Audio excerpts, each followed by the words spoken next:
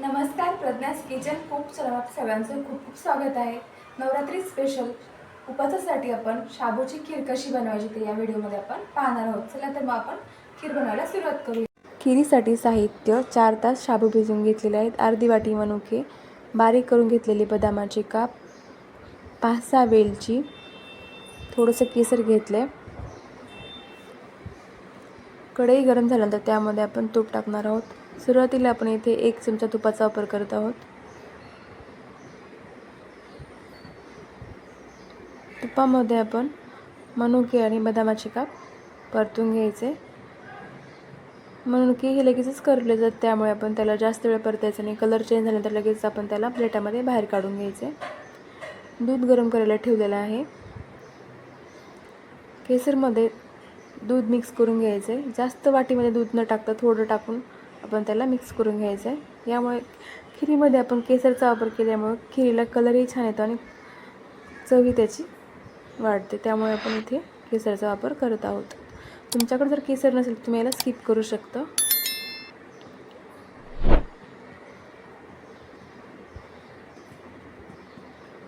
तुपामध्ये शाबू परतून घेतले.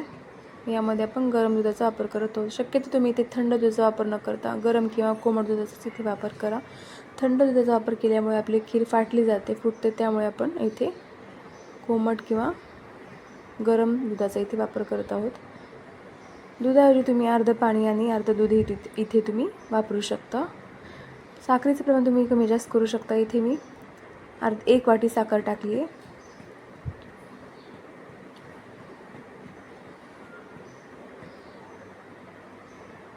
खीरीला हलवत राहायचे. खाली बुडाला खीर टेकली जाते, त्यामुळे आपण त्याला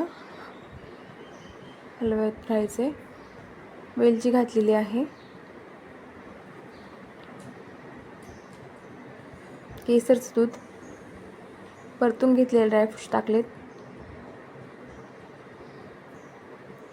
गॅसची फ्लेम ही मध्यम आच ठेवायचे. मध्यम आचेवरतीच आपण याला खीरीला शिजवून घ्यायचे. खीर ही आपली 2 ते 3 मिनिटांमध्ये बनवून तयार होते. खायलाही खूप छान लागते. अशा प्रकारे आपली उपवासाची खीर ही बनवून तयार आहे. हा व्हिडिओ तुम्हाला कसा वाटला कमेंटमध्ये नक्की सांगा. शेअर, लाईक, सबस्क्राईब करायला विसरू नका.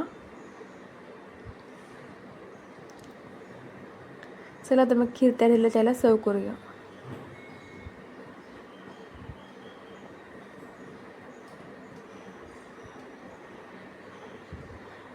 तुम्ही नक्की ट्राय करून बघा.